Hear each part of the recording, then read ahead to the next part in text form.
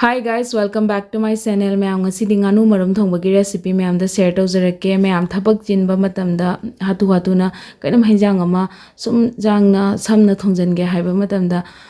yerum nganu marum asugumba se thongba se na yamna lai haidi phut khrani aduga sok torga dum loire hausu yam hauba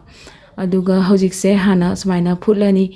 phutlaga alu se mulakpaga sum nganu marum ji sum mullani hoi asidagi hena jangna thongge hairagasu cooker da kamagasu yai ka ado cooker da kamasu yai aduga phutlasu yai phutlagasu hauri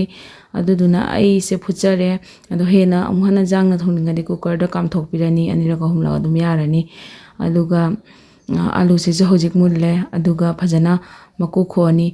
ado hojik se maku khokpagi ucharake ado mayam yerum thongbadadi maku se khokpada yam nungai ado nganu marum thongbada maku khokpa se yam wai ado maku se khoga loina haidi ken adum tarakpado adudo mayam kamaina tawraga ado ken dagi haibedo khangbiragadi mayam comment ta khangan biramo aduga sida machal ngai yerum thongbada hapkadaba singdo machal masla ngai loina leire aduga khamen sembi su leire khamen sembi hapaga thonga ani ado yerum thongba se tilhauna thongagadi yam haure ado jenamna thongagasu yam haure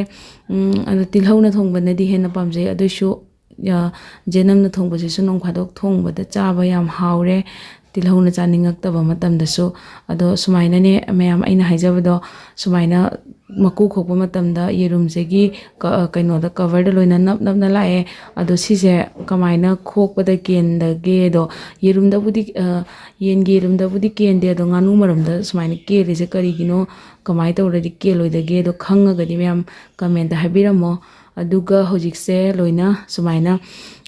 khaibok loina masung ta thokpa loire mapum thongbadagi di sumaina masung ta thoga thongbadana hena mahaudo manungda changaga hauba hele ado hojik se loina asta thunga yanganga khara tolani aduga machu se katang phajana bagi aduga fry tawthoni si se ahan bada phajana mix tawraga hojik mayam khang sahalaga thau hapjarani aduga mayam maida thongbasena yam hauri sar olang kalenda sar su sana mayam maida thongbagi mahausena yam hauri na maida oina thongjare aduga hojik se yerum se loina sumaina fry tawthoni ado sise sumaina upsalaga hamada hapjare aduga phajana side se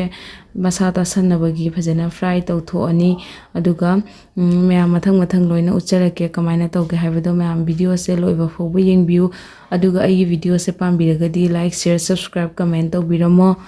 ado hojik se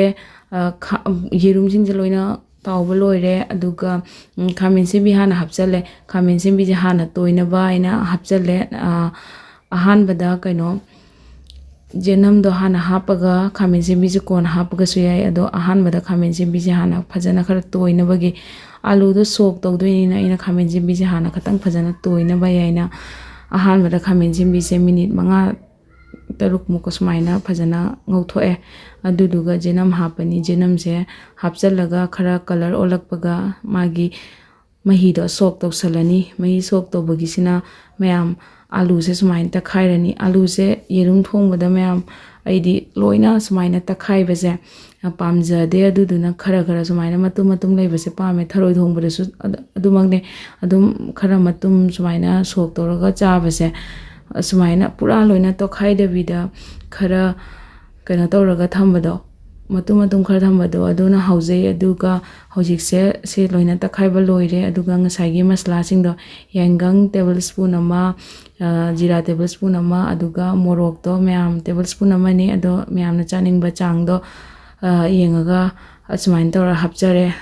sabasidani morok yamna hena chadabana hena haure mayam aduga hojik se phajana sumaina jenam se machu olakpaga sumaina sok tawsalani mahi se mayamna chaning ba chang do dumain tawra hapani aduga loire sumaina sok tawsalani sok tawramdai se mai khitang kalhalaga sok tawjare adubu mai kalhalaga su ising han tarade thau so mai horpusu yai ko aduduna phajana yengaga hapjare adumaina aduga hojikse irum sisu sumaina fry tawbu loire hojikse sumaina khara sawgolakwa matang siga phajana sawraga minute ani humu phajana sawalani aduga hojikse irum su hapjalani yerum hapjalaga minute ani hum sawalani aduga hadi mahi do mayamna apambagi chang do phakna chaninga so dum khara mai do katang taphallaga khara phajana munjannabagi adudugi phaksallaga phaksan mapam mahi do katang phakna chaninga ga su mai smain taphallaga dum thammaga ngaktang minute ani hum muk thambirani aduga dum loire mayam asmaina tawraga janamna tawraga mai kana tawraga mai da sumaina yerum thonga chabase hawbane mai da natrasu gas da thonga sa dum hawre ado mayam sumai tawraga chabase am hawre mayam su soidana ungtang sumaina yam laina yerum thonga chabiyo aduga mayam aigi video se pambiragadi like share subscribe comment tawbiramo kamaina mathangda video thanga charoga habdo comment da habiramo